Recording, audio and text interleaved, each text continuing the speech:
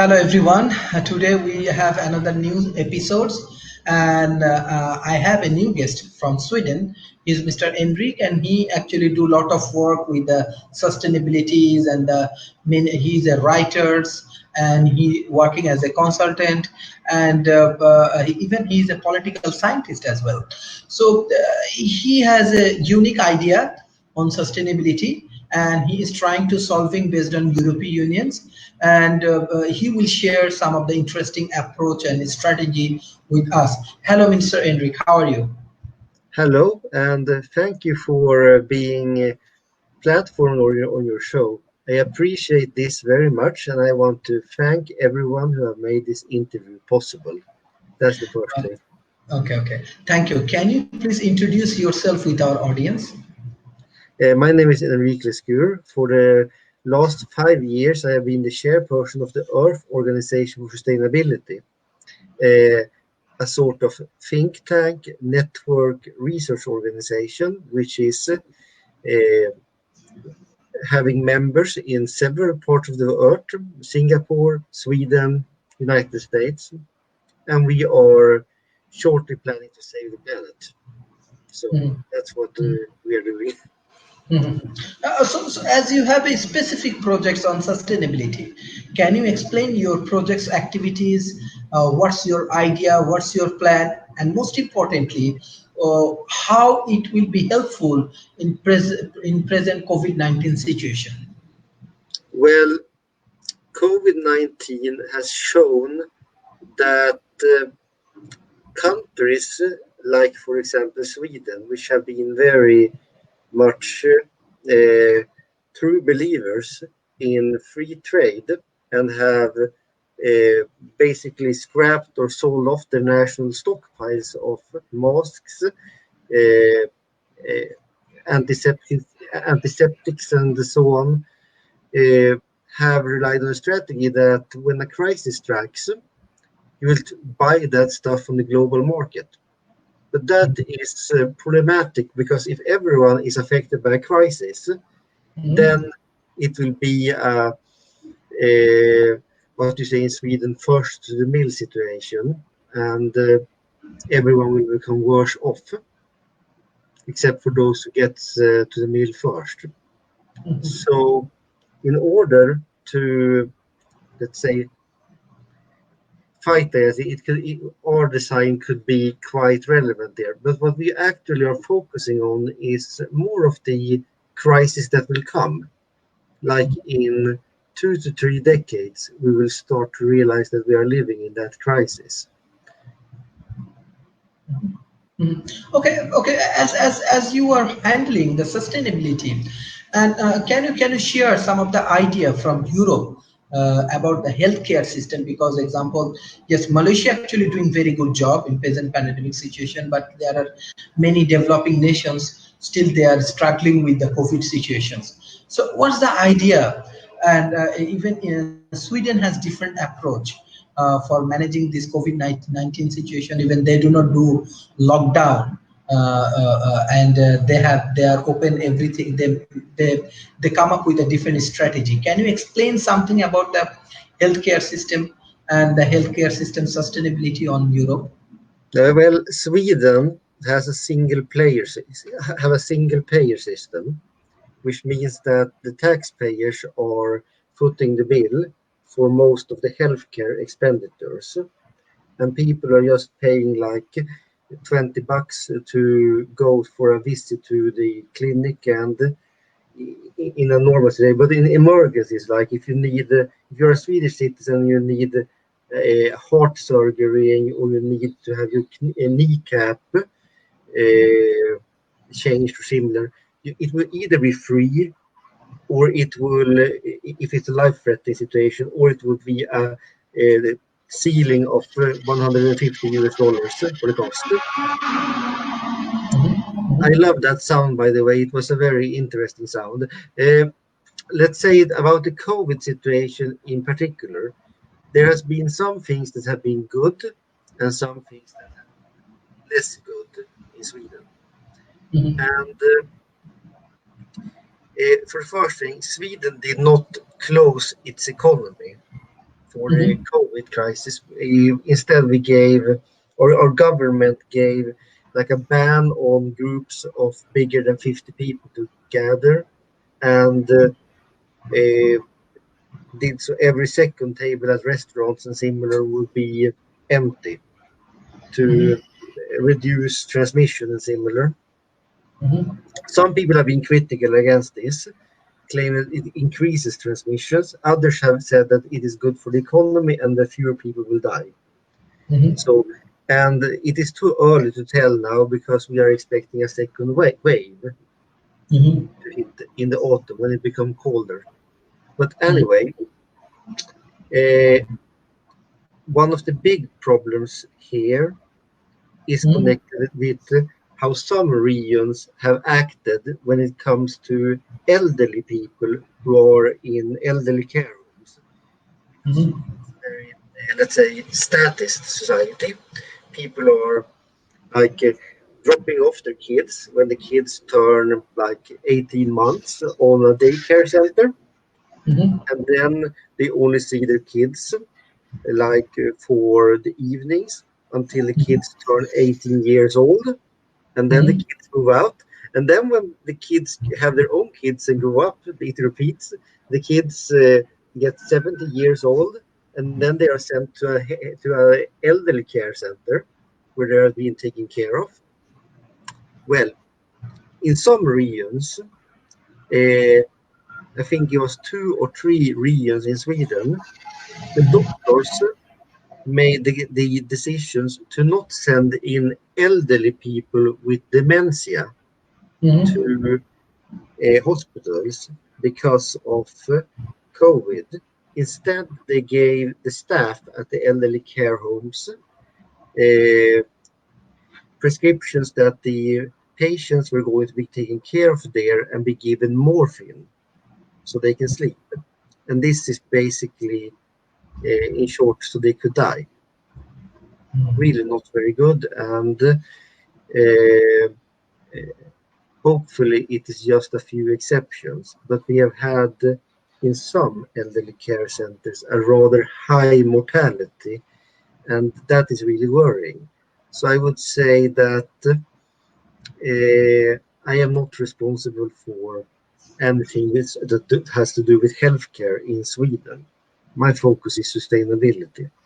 I think Mhm. that Sweden, in many ways, have been like and this is my objective statement. It is not only because I'm born here and I grew up in Sweden. It is my objective statement that Sweden in some ways have been the best society mankind has ever devised in the history of this earth, if we see to quality of life and the way people are treated and respect for human dignity and rights.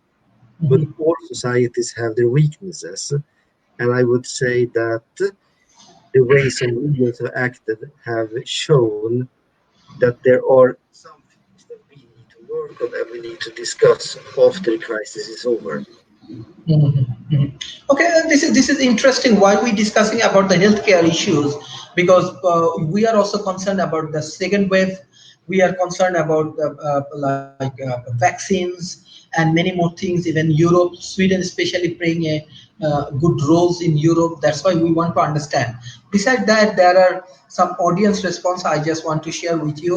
Sarah, she's from Australia. She said, "Thank you for enlightening us, Enrique, about current and the future strategies, especially healthcare's hero." And her question is that, "What's your opinion regarding coronavirus thriving in cooler weather?" So, what's your opinions on the COVID-19's thriving in the cooler, I think, winter environments and something? Well, it seems like COVID, the COVID virus has a membrane of fat. It doesn't seem to appreciate warmer, more drier weather that much. Its ideal temperature is around 10 to 15 degrees Celsius, which is basically at the lower end of room temperatures if you think a house with a really good AC. And then the health tips are really good. Always wash your hands with antiseptic alcohol. and wear a mask if you feel that is good. If everyone wore a mask, it wouldn't spread at all, and we would basically kill the virus. But there aren't enough masks in the world. Why it is coming a bit later to Brazil, for example, in full force, is because Brazil lies on the southern hemisphere and it's basically the cool season there now, the cooler season. So I expect that it will start rear its ugly head again here in the north in September or October, but I hope I am proven wrong. Mhm, mhm. Okay, this is interesting. Beside that, I just want to know, like, now sustainability is everywhere, right? Whatever we are doing in energy sector, smart city development, healthcare systems, everywhere actually sustainability is important. But how actually this concept work in every sector in terms of socials, environmentals, and economical aspects? Can you explain, because you are expert in sustainability, can you explain All us? right, I can give the broad strokes of the global situation. The global situation right now is that the way we human beings, you, me, everyone, together, if we took all humans on Earth, took us together and saw how much are we collectively consuming, Mhm, we will need 1.7 Earth mhm, if we are going to keep the current level of resource usage sustainable. mhm, And it has been increasing every year. I'm curious to see if the level will drop for this year, actually, because of the COVID crisis and similar. But if we look at this, even if we had like 100% green renewable energy, mhm, not only that we add more, but that we also remove, remove the oil and gas and fracking non-renewable sources of energy, even then we wouldn't be sustainable because mhm, if you look at, for example, biomass on land, mhm, 45% of the vertebrate biomass on Earth is consisting of human beings. mhm, 45% is consisting of domestic animals, livestock, pets, and similar. mhm, 10% is consisting of wildlife. mhm, Look at plants, 30%, oh wait, 40% of the land surface of the planet mhm, consists of monocultures. mhm, 30%, which means three quarters of that, is mhm. used to grow food for livestock. Okay. And we are like slaughtering 7 billion cows every year on the planet. Mhm, So what we can see is that we are destroying the soils. Then the soils are requiring artificial fertilizers so they can have harvests 3 or 4 times a year, which is not natural for soils to undergo as a process. So systematically, our current system is sawing off the branch that mankind is sitting on. And I want to address that issue like the elephant in the room. And I mhm, know this is a sensitive topic in regard for me from a developed nation who speaks with people like from developing nations like Malaysia. Malaysia today is like where Sweden was in 1960 mhm, mhm, in terms of industrial development.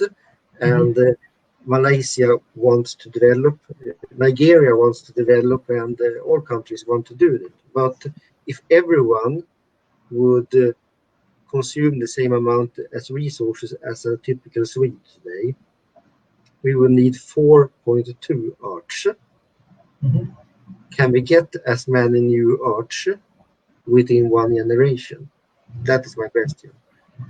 mhm. Okay, one specific things I just want to know that now global warming playing a very important issues right now, and for the global warming, many weather and this kind of thing change, and most important thing is that for the global warming, many of the environmental issues changes, and many things we are observing right now. What's your perceptions about the global warming as you are sustainable expert? So, how we can work together on that particular issue? Well, we need to phase out all non-renewable energy, replace it with renewable energy, or learn to save energy. We need to phase out the usage of plastics, and we need to reduce the amount of cattle, of livestock that we have, which are a source of greenhouse gas emissions. And we need to reduce the amount, the surface of monoculture land, not farmland, monoculture land, where we like grow cash crops and animal fodder, and replace it with forest, woods, and then let a substantial part of that wood be saved as a sort of carbon account to build up carbon sinks, which can help renew our soils. And then we have local solutions, like in Sweden. We have a system of ditches in the wood. They have not been as effective in increasing profitability as we thought. Fill those ditches, you increase the water level of the wood, and then you can actually save a substantial portion of Sweden's greenhouse gas emissions. Mhm. And we have to like live with the effects of the current emissions since the 1850s until 2400, when the ocean will have absorbed most of our excess carbon, because the earth has a self-regulatory system, hopefully, but the earth operates at another time scale than a human being does. So when we think about in time spans of 5 years and similar, the Earth thinks in time spans of at least hundreds of years. Mhm. Mhm. Okay, okay. This is very important. Besides that, let's say at present we are handling this COVID-19 situation, right?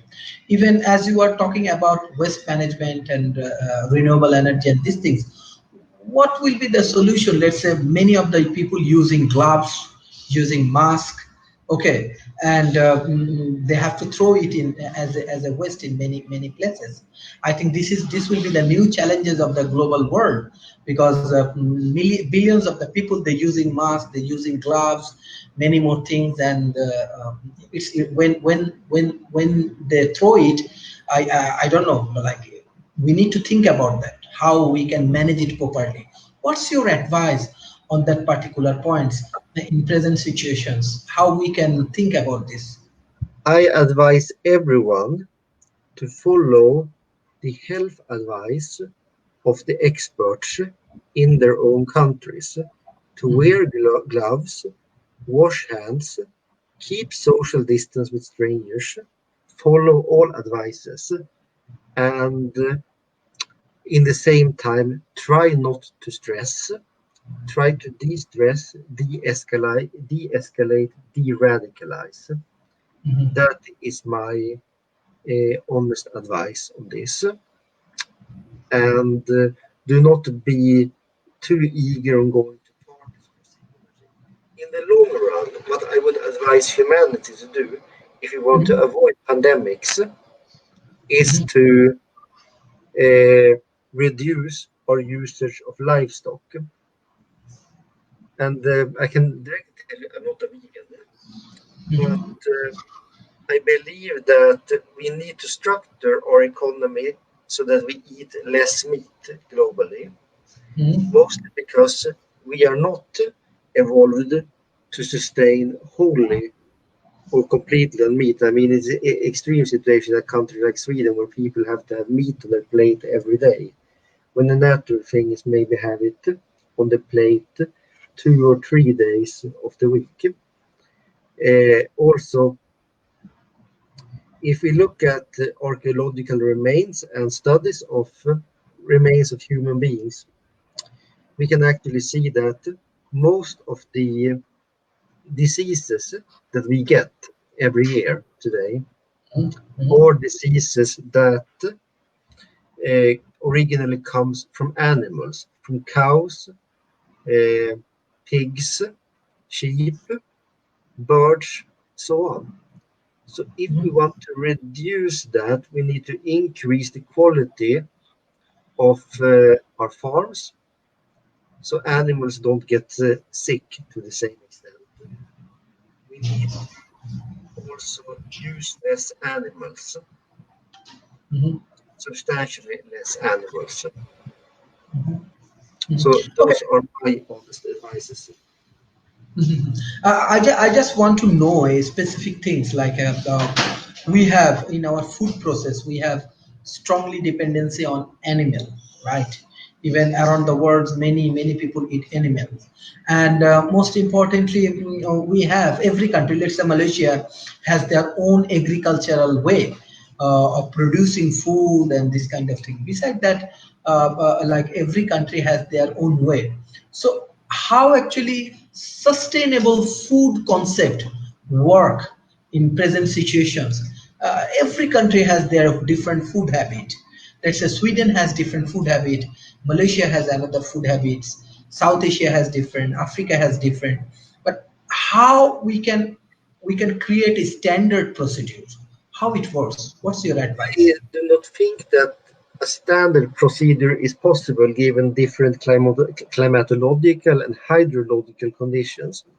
But what I think is that we need to have a standard when it comes to the way we value production.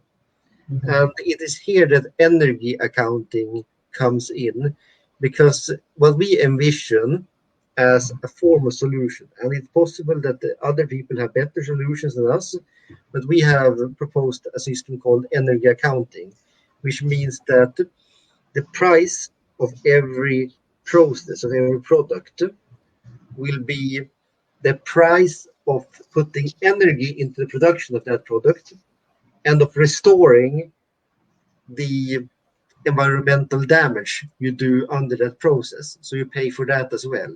And this will incentivize more ecological ways of producing food. And this incentivize bad ways of doing it. So we generally do not want to ban stuff. We want to uh, transform the system so it is made unprofitable to engage in such stuff. And of course, when we transition from system A, the current system, to system B, the kind of system we have envisioned, we do it step by step. So, like, move 5% of the pricing mechanism over to the new system, then 5% more, you have 10%, and so on. So, people know when things will be priced differently, people can adjust in time, Mhm. and it will happen during a, let's say, 20-year transition period. Beside that, you are discussing about biomass. Actually, biomass, how it's helpful for managing the environmental challenges, as well as it's a helpful for social and economical context. Well, biomass is two things basically, and from the utilitarian point of view, it's basically everything that we need to survive, because we are so-called chemoheterotrophs. We are not plants. We are not sustaining ourselves directly from sunlight. We need to sustain ourselves on things that sustain themselves on sunlight. But it's also all the things that are alive on the planet, including people. And we love people. We want people to be happy on the world. We want people to be able to accomplish dreams, have dreams and aspirations, and to live with their wonderful families, and have a wonderful all the time. In order to have it, you need to have a functioning ecosystem. So we envision we envision humanity as concentric circles. You know, uh, we have, let's say, you in the middle. Then we have your family, your loved ones. Then we have your community, and then we can say we have your nation, all of humanity. And then outside of humanity, we have the nature, and the nature surrounds us all, and we are dependent on it. So neither you or me are fully autonomous. We are constantly connected to a system that provides us with everything we need to eat, to live, to breathe. And that is why we need to structure our society in such a way that we consciously think about from where we get our resources and how to ensure that our children and their children should have access to the same resources. Okay, one specific thing, even Malaysia actually now they are moving with the renewable energy, and this is very important. We know renewable energy and this kind of things. So, like for the sustainability, how renewable energy is important for the global ecosystem. And side by side, I have another question. Even when we saw different developing nations national plan for next 10 years, 20 years, or 30 years, we saw that they cannot give priority only the renewable energy because of the environment, local ecosystem. Even many countries we know their land is very small, but they have huge population. That time they cannot afford this solar energy and this kind of things. But how we can make this kind of renewable energy more efficient and effective for global community? What's your perceptions? Even if I told you there are real world, there are many challenges, especially land allocations and this kind of things is a problem for many developing nations. The I know. first, well, there are two approaches, a top-down and a bottom-up, and we need to employ both of those. So, for example, the EOS envisions this in the future, in like 10 years, that we are going to provide free internet-based education in these matters, and there already are very good resources. I think that there is a movement called open source ecology, which shows how you basically can use scrap that you find on garbage dumps to build sustainable power plants, to build sustainable machinery, to learn operate communities and similar. Mhm. And then there is a top-down perspective. A top-down perspective can do two things. And now we speak about the national level, the supranational level like ASEAN and the EU and similar, and the United Nations as well. So the supranational level can provide standards, which countries, minimum standards, which countries may not be able to deviate from if they want to have civilized contact with other countries. But we should also do another thing, and that is that we have an unequal world. And this is like the big problem. And this is why if I succeed, I will probably become the most hated man who ever lived, because I suggest that we should take a lot of the resources from the north and put them in the global tropical regions where most of the world's poorer people live, to provide them with an infrastructure upgrade, to provide them with education and healthcare so they can thrive, and so they can achieve the kind of safety where population levels start to drop. Because that happens when people get it better, they get fewer kids. Mhm. Mhm. And at the same time, the kids are more loved and similar, because people are getting kids because well, the kids are wanted for their own sake and not because of taking care of the parents, or the parents are all because the state are taking care of the parents. Mhm.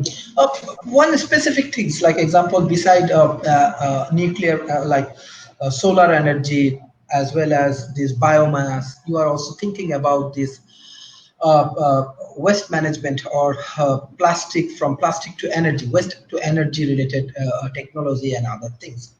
But it's very expensive, I know, for many of the developing nations.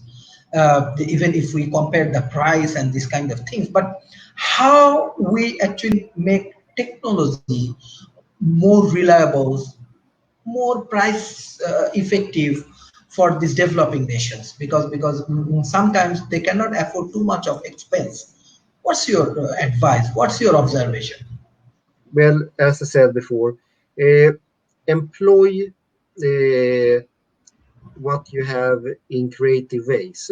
If you look at, for example, Gaza City, you know about Gaza, the Mhm. Palestinian enclave that is totally blockaded from the world except for a little bit of aid that comes in. You know that they are producing their own electricity today. Mhm. Everyone, basically, not everyone, but a lot of the population has solar panels, and they are also producing a lot of their own food. They have greenhouses. So it is possible even for an isolated like strip of sand with 2 million people to achieve a certain level of self-sufficiency.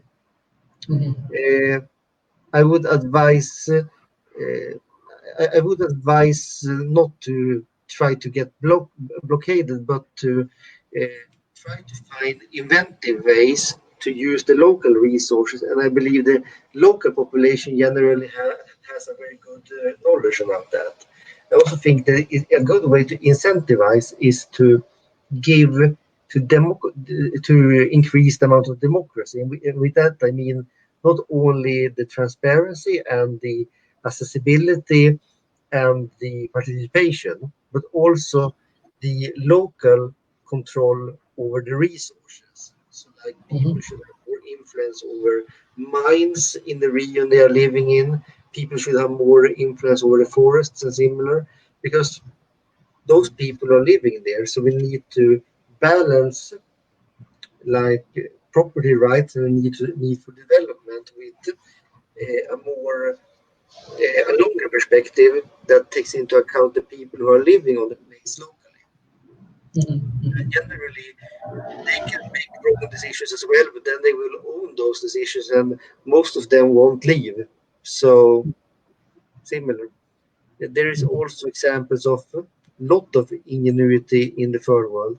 And then a lot of this is also the responsibility of the first world, Mhm. because let's face it, we have had like 200 years of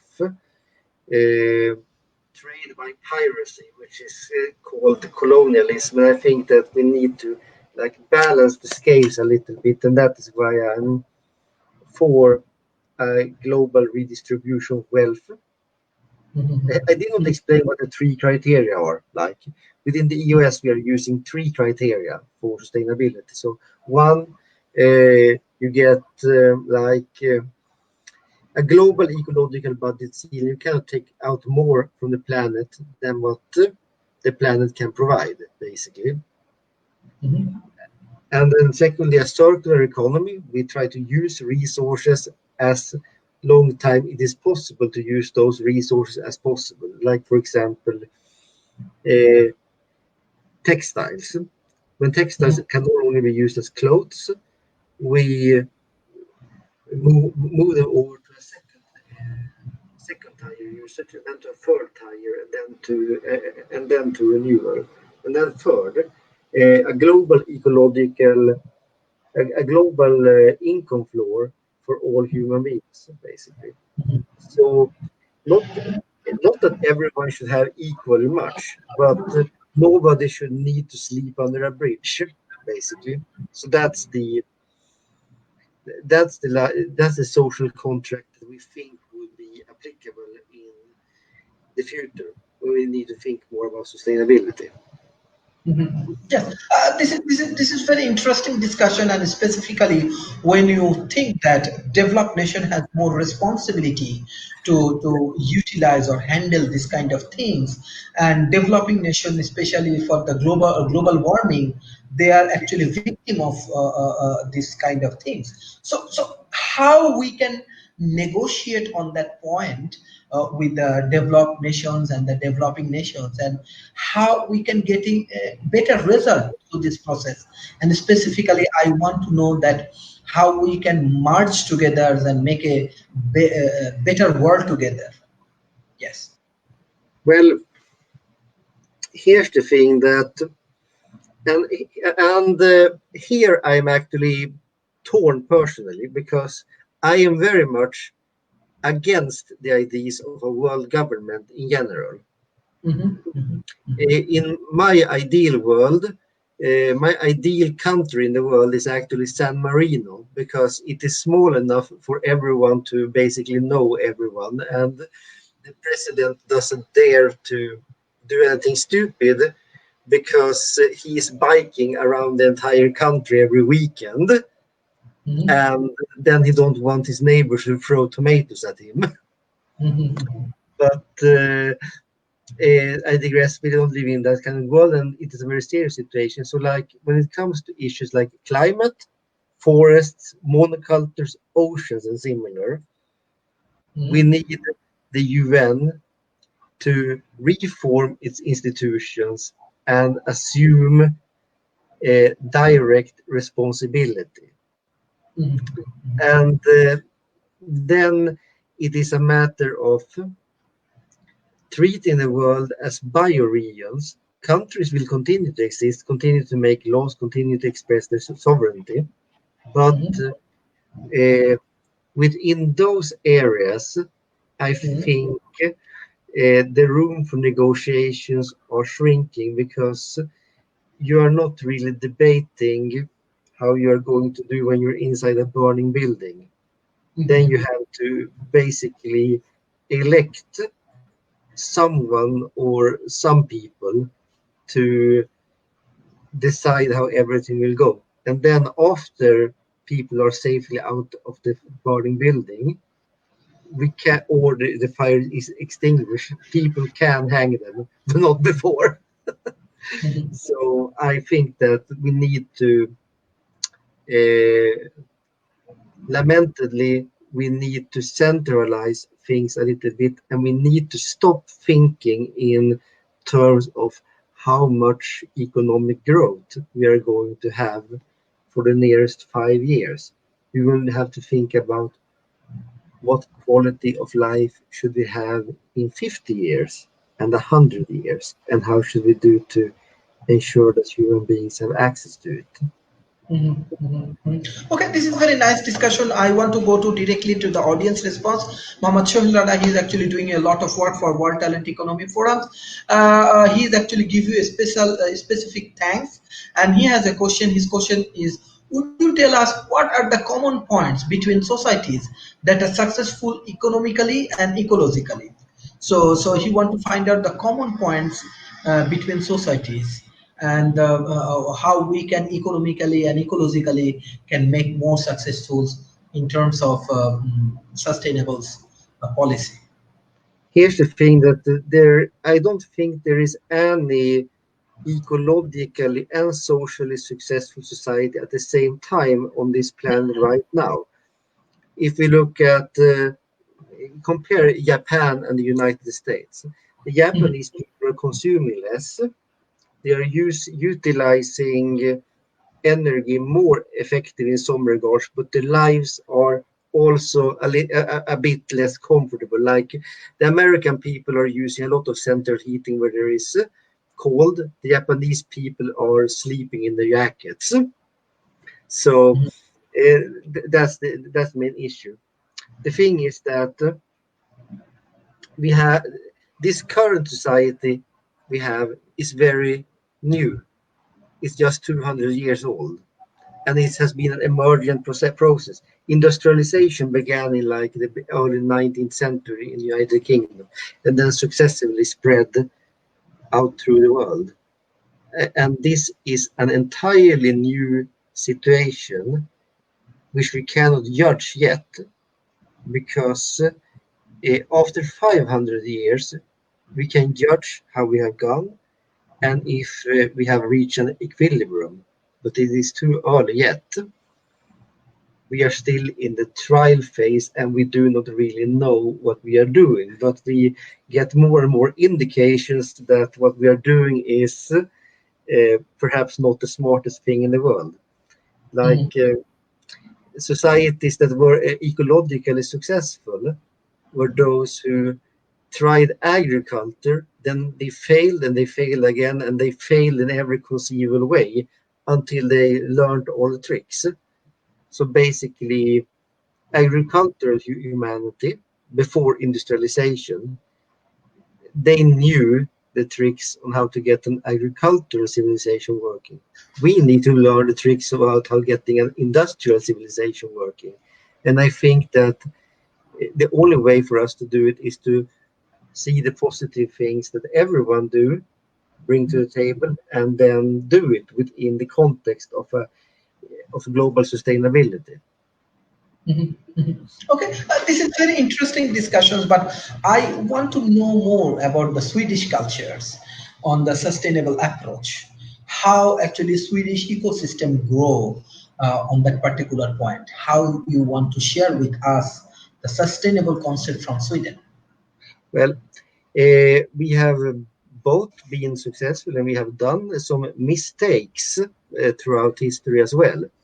And I would say that in terms of personal sustainability, Swedes are generally taking a lot of responsibility. That is because, like in Sweden, we have a culture where if the authorities say to people to do something, people generally believe the authorities.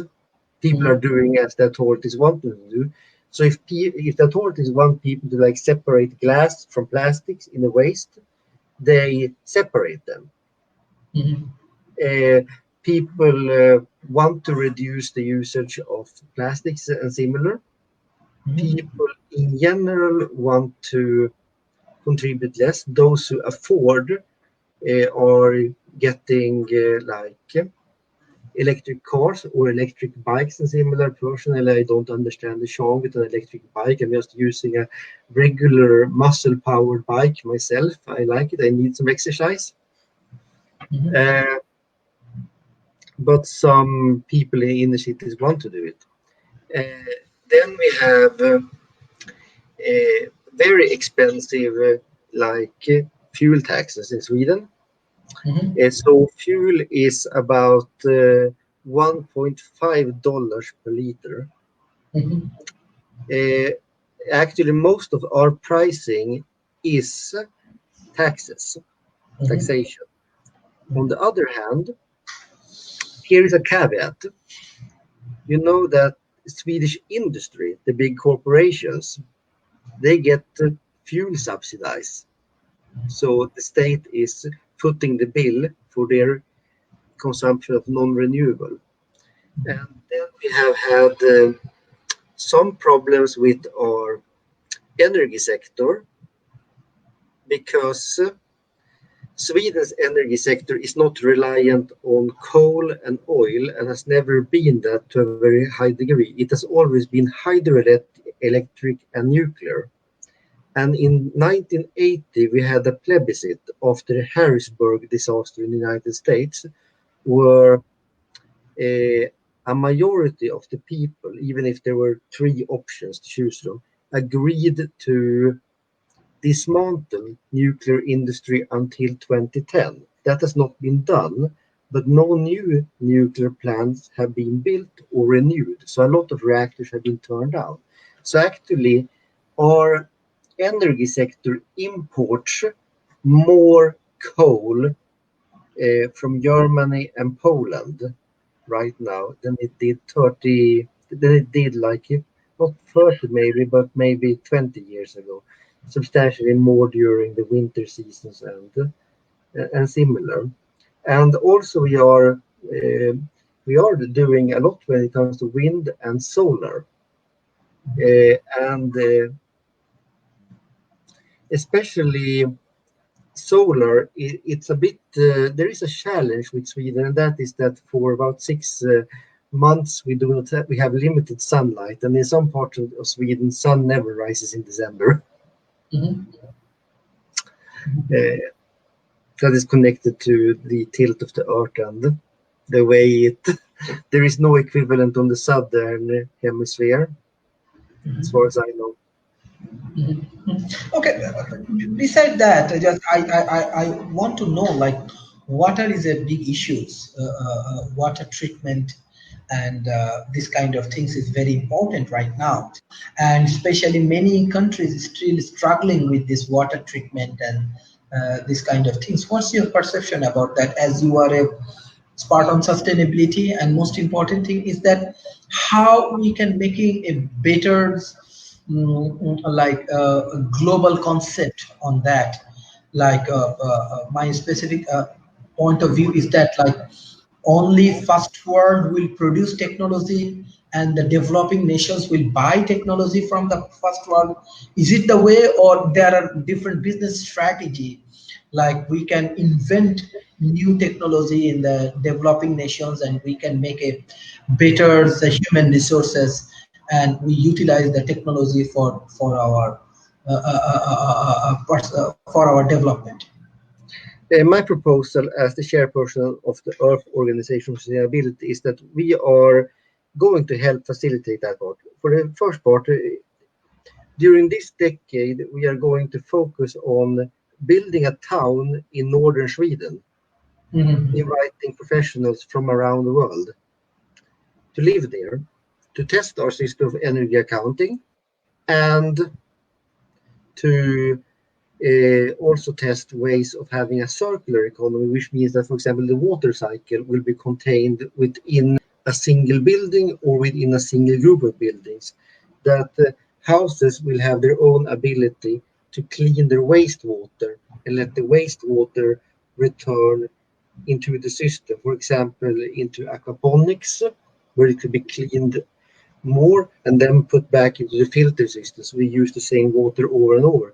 And it's in fact the same strategies that are devised for marsh settlements, which I think personally between us two is a giant big white elephant. But that's just my conception. I think that if marsh is so alluring, why haven't we colonized Antarctica or the interior of Greenland? Because it's very much the places on Earth which are most similar to Mars.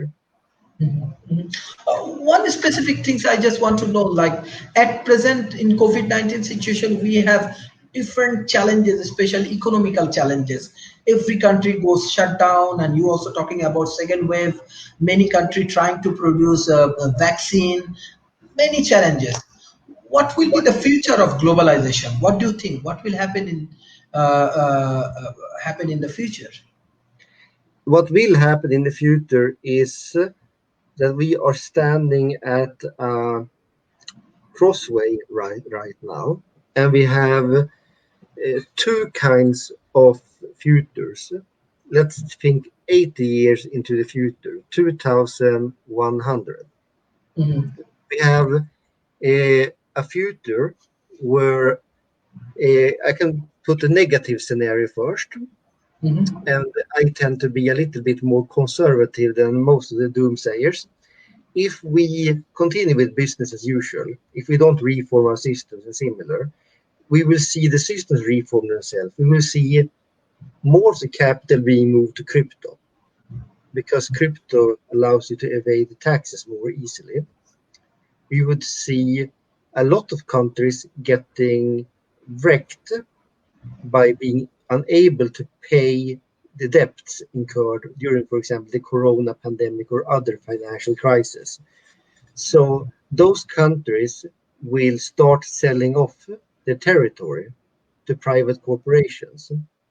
And eventually, we will get a world that is, let's say, divided in three different types of communities which will exist in all countries everywhere on Earth. And we will have a group of like 0.1% will be the absolute elite. You know, transhumanism. Those people will probably have defeated aging. They will live in climate regulated domes where they have extreme luxury. They have extreme gated community. They have private armies to protect the communities. A lot of the community probably be on islands which they own privately, and so on. Then we will have like skilled professional communities, which will be like suburbs, where engineers, marketeers, people are doing stuff for the suburbanites are living. And then we will have the favelas. And the favelas will be for everyone who aren't needed in that economy. That will be the grey economy. They will maybe sustain on aid from the UN or on a very low UBI. And meanwhile, the ecology will become. I love that sound. I love that sound. It's absolutely wonderful. It sounds like a certain jazz musician I have misfortune of seeing. But you hear the miss sound as well. Yes. Yes, yeah. Or we can have a future of some sort where we try to solve the crisis together, and we will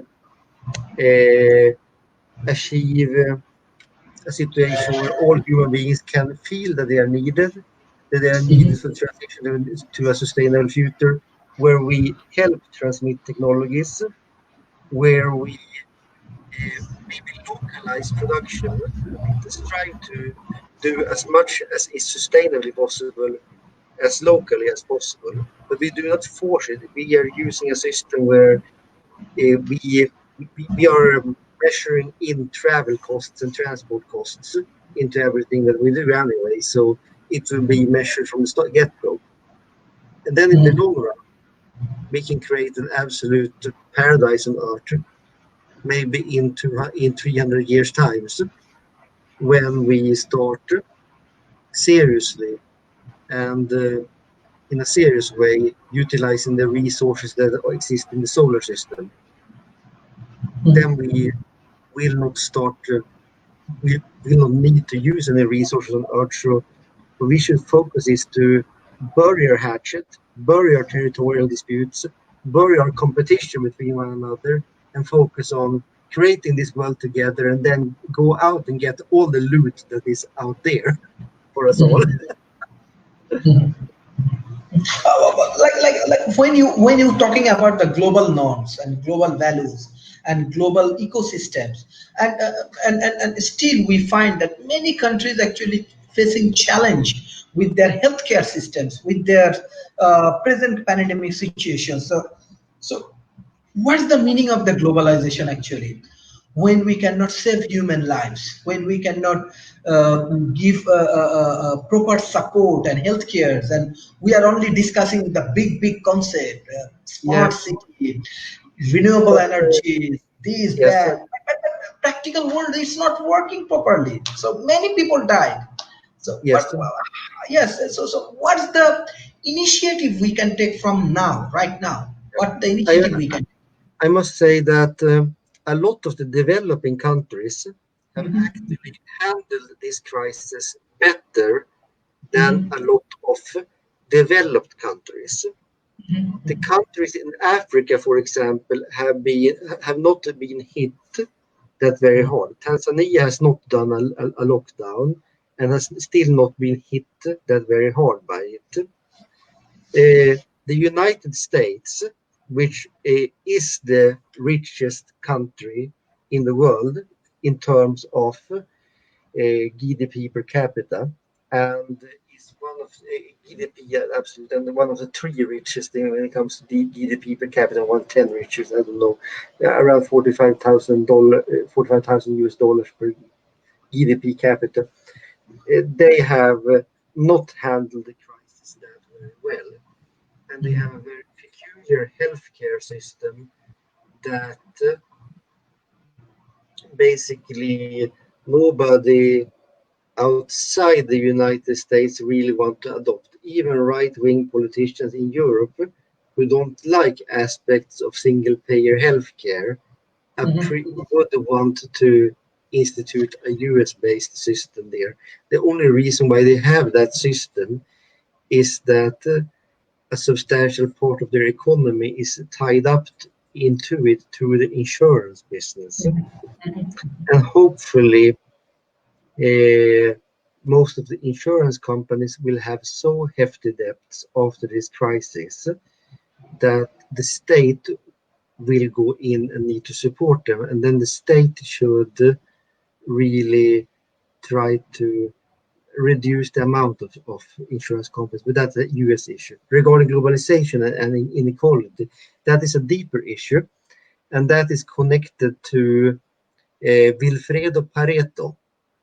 Was the first one to observe this, that in a system where there is economic growth, 80% of the economic growth tend to go to the 20% of the population who already owns most of the capital.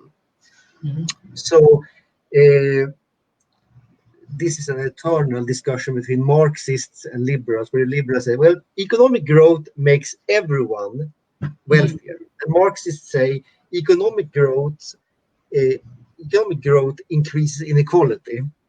So where both are right, it increases wealth for everyone, but in the same time, a lot of that wealth is inefficiently distributed because it is going to the channels which already have a lot. And I would say that I like the certain aspects of our industrial civilization. I do not want to abolish the industrial civilization. I think that economic growth has served mankind well. I think it has lifted people out of poverty, both in Sweden, in China, and Malaysia, everywhere. Sweden was one of the poorest countries in the world in 1860. You know that the first international aid campaign that was made, and the first images, the first photographs of starving children in the world were made because of a potato famine in northern Sweden, the area of the world where I'm sitting right now, in 1866 and 1867. So the first international aid campaign was for poor people in Sweden.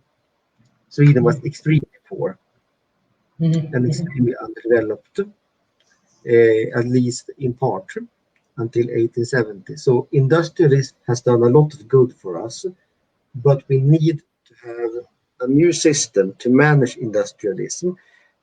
My proposal, the proposal of the US, is that we investigate opportunities for a new monetary and financial system.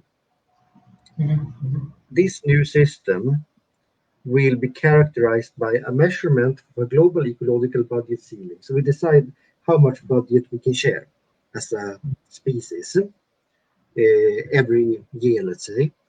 And then people's income is measured based on three parameters. A UBI part, which should cover the minimum essentials, that everyone should have a ceiling over their head, clothes on their body, and food in their bellies, like the basic. Then we have the labor income. How much time have the people worked during the preceding period? How much of the time have they given?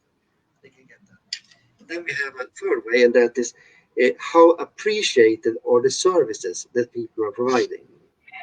Thank you. There are two audience response. One is like, I have different question. Would you tell something about the model for energy supply strategy alternative and their general environmental impact? Another one is, what are the existing structure of the disaster risk and reliance education from which we can drive from the current situation? Thank you.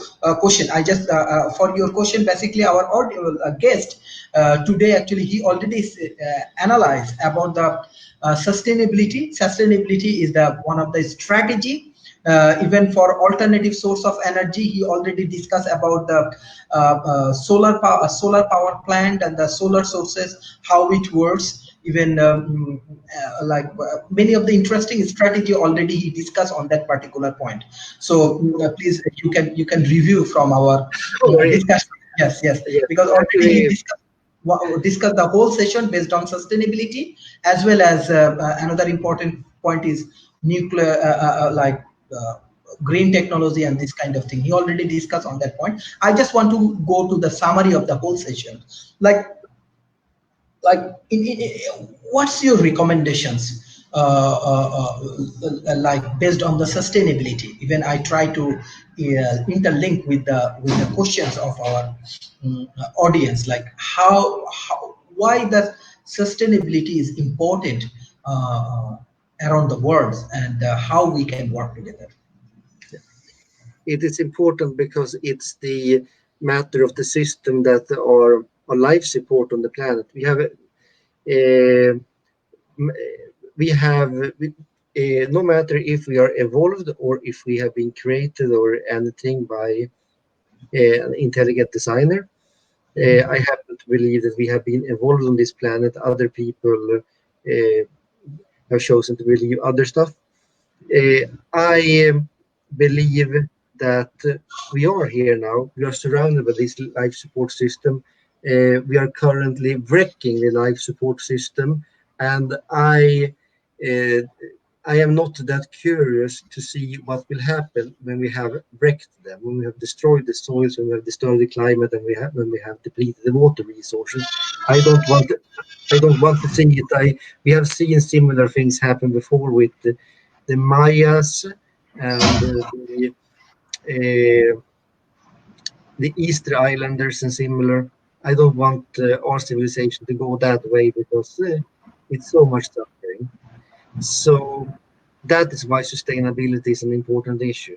Then I think there was a question regarding the energy system, and that is that we are, Mhm. when it comes to the energy accounting bit, we are doing the energy survey, which is measuring the total amount of exergy. Exergy is total amount of potential energy inside the system. Like, for example, my body has a total amount of exergy right now, which is necessary for me to move and breathe and similar. And if I don't get, for example, food, then I become tired and sleep. The Earth gets its excess exergy from matter from the universe, like asteroids and similar, and from its own reserve and from sunlight. So we have a certain specific amount of exergy. A certain bit of that is needed by the planet itself, and the rest we can use to sustain our civilization. When we measure the usage of resources and prices, we are measuring the energy, and energy is the cost in terms of energy of a certain process. And then we check the entire process, including the cost of cleaning up if we are doing a haphazard work and creating a mess. Okay, thank you for your nice discussions, and especially there are very good audience I response want for. to I want to call out everyone as well. Excuse me for interrupting so much. I'm very grateful for this. I want to call out everyone to help with supporting a fundraiser now for EOS in Asia. We are going to plant a few thousand trees in Bangladesh, as well as to plant wheelchairs and computers and similar to poor children who have various types of disabilities. So, and this is a very important GoFundMe, and it's a US supporter in Bangladesh who wanted help with that from us. And I will take this opportunity to encourage people to give some money to this. I have donated myself, and I mean, for all those who are watching this, $5 ain't much. And sadly, GoFundMe is not a good platform. So it's in Swedish kronor, but like 10 Swedish kronor is $1. So you know that, guys. Yeah. Thank you. Yes, yes. Thank you. He has a very good initiative. He is supporting a developing countries, Bangladesh. So those who want to support him, please support him financially. And definitely, World Talent Economy Forums. We are also working with the sustainability and UN Sustainable Goals. And by this way, we can make a better world. Thank you, Ferdos Rana, Arab Meras, Shohel Rana, Sarah, those who actually ask questions. And definitely we will make a better world with the better collaborations, with the better partnerships, and by this way we can make a more meaningful world. And this is most important time that we have to work together. We have a lot of challenges. So those who are watching this show, please, we have to make a better ecosystem. We have to work together. We have to create a more strong team together, and by this way we can solve the global problem. Thank you, Mr. Enrique, for your very valuable discussions, and you are doing a fantastic job. And this way, this is the way of ultimately achieve the goals. And definitely with any of your good initiative, World Talent Economy Forums with you, and always we love to support your activities, and we will welcome you in the future. Thank you, Mr. Enrique. Thank you so much. Thank you as well. It has Yes. been a very great interview, and I'm very happy for this. You should have a nice evening, and I should go out for a nice walk before the dinner. Have a nice time. Bye. Okay, bye.